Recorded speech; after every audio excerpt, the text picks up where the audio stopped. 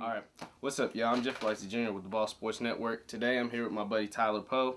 We're going to be talking about the NFL draft, and one of the biggest things coming out of the draft is Tampa Bay and their number one pick. They have the number one overall pick. And there's been a lot of rumors that Tampa Bay is going to trade their pick. Tyler, do you think that makes any logical sense to trade the number one pick? I think it depends on what you're going to trade for. I think if you're going to trade out of the number one pick, you need to have a very specific plan as to what you're going to do. Whether it's trading for veterans to get players now, or trading for draft picks to get players for later. Even with Jameis at number one, would you even consider trading? No, not even.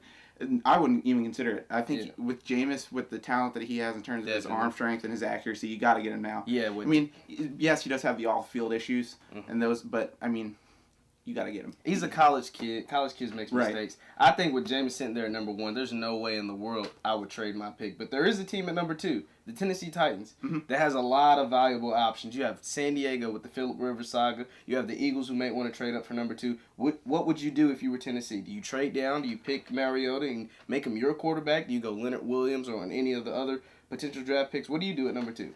Number two, I'm trading out of it if I'm the Tennessee Titans. But with who?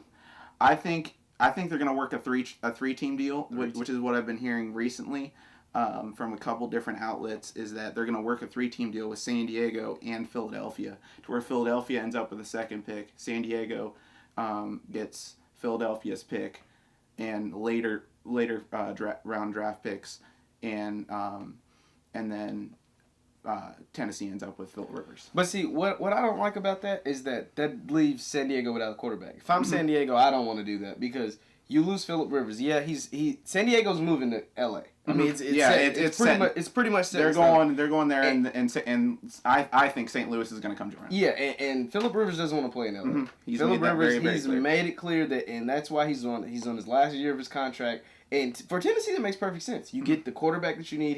He's an elite guy. He's pretty good. Oh, yeah. But Philly, they get the guy that they want. They move up to get Mariota. But what does that leave San Diego with? The 20th overall pick and probably some cash considerations and some other late draft picks. But they're left without a quarterback. Who's the second guy on San Diego's depth chart? I have no clue. I know you don't either. So to me, that just doesn't make any sense for San Diego. For the Eagles, it seems like two teams. It's a win-win loss situation. If I'm Tennessee, that deal sounds perfect to me. Now, personally, I would do that, but if I'm San Diego, if you're San Diego, you're San not doing Diego. it. I'm not gonna. That was the only problem that I was seeing with it, because I don't see what the benefit of San Diego getting out of it was. They're gonna get San Diego would get all of the late round picks, but after the first round, this draft is not deep in quarterbacks. There's no quarterbacks here. Not at all. And some other interesting topics are the topics of the wide receivers. This draft is deep in wide receivers, and some of the big name guys: Kevin White, Amari Cooper out of Alabama, Devontae Parker, Brad Perriman out of Central Florida.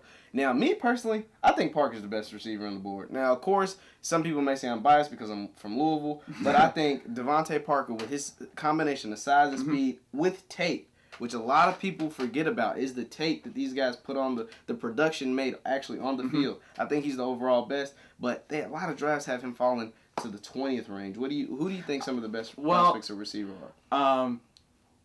I don't know if there's necessarily a best wide receiver, because there's a lot of talented wide receivers in this draft.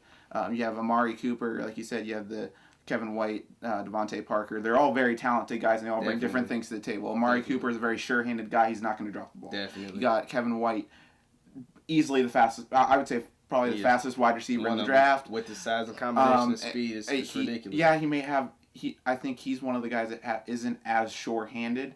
But you know what? When you're out in the open, and you don't have any pressure on you, you're going to catch the ball anyway. Definitely.